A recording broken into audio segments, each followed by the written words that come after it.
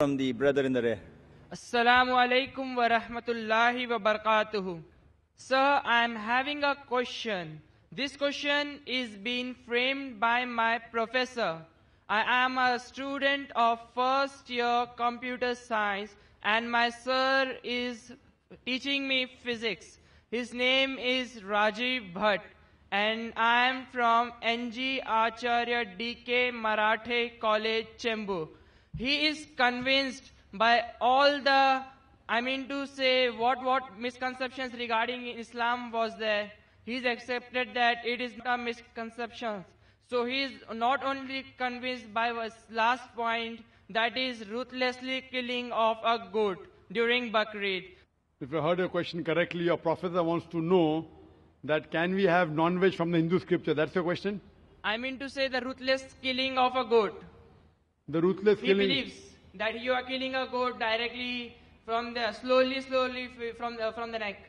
Brother asked the question, why ruthlessly killing? He agrees with killing of the goat, but why ruthless killing is his question. Yeah. Fine. So he's convinced that you can have non-veg, but he's asking why do the Muslims, they torture the animal before killing? Yeah. Just one jhatka, fatak, the animal dies. Why this zabiha? Slowly torturing.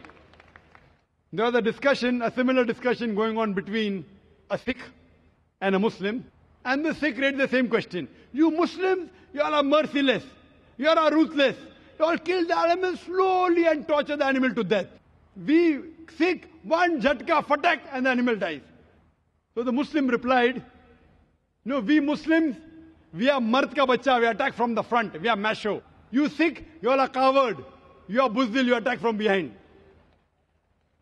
Anyway, this is not the real reason why we Muslims do zabiha. This was his wisdom, his hikmah. This is not the real reason why we Muslims do zabiha. The reason we Muslims do zabiha, that is Islamic slaughtering, is when we do zabiha, we cut the throat and the vessels of the neck and the windpipe without damaging the spinal cord. Because if the spinal cord is damaged, then there will be cardiac arrest and the nerve going to the heart will be severed and the blood will immediately stagnate. Now, when we cut the throat and the windpipe and the vessels of the neck without damaging spinal cord, the heart is yet pumping. And majority of the blood, it flows out of the body. Today science tells us that blood is a very good media of germs and bacteria. So we Muslims, we are hygienic. We want to let the blood flow out of the body. When the blood flows out of the body, even the toxins and the germs and the bacteria that contain in the blood flows out of the body, there are less chances of having diseases when we have that meat. Furthermore, when we cut the throat and the windpipe and the vessels of the neck, the nerve which is responsible for feeling of the pain going to the brain is also severed. So the animal does not feel pain. The animal kicks and writhers. It is due to the gush of the flow of the blood outside the body. The kicking and writhing is not due to pain. It is due to the muscle contraction and relaxation. So the animal dies a peaceful death. In the method of stunning, very often the animal dies a painful death after hours. So the Islamic method of slaughtering is far more humane. And furthermore, if you slaughter the animal by the Islamic zabiya method, the mutton and the meat remains fresh for a longer time because it does not have blood. Hope that answers the question, brother. Yes, sister. Assalamu alaikum. I'm asking this question on behalf of my friend who is a Hindu. His name is Sachin and is an actor by profession. He would like to know why Muslim women are not allowed in the Qabristan or graveyard, and if it is the grave that women are not allowed to visit, then does that include the dargah? Sister asked the question that why aren't women allowed to visit the graveyard? And there are various different hadith.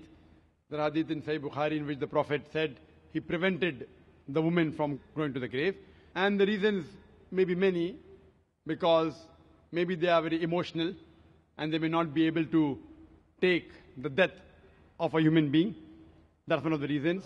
And furthermore, there are other occasions in which the Prophet said that these women are not allowed because of the deeds.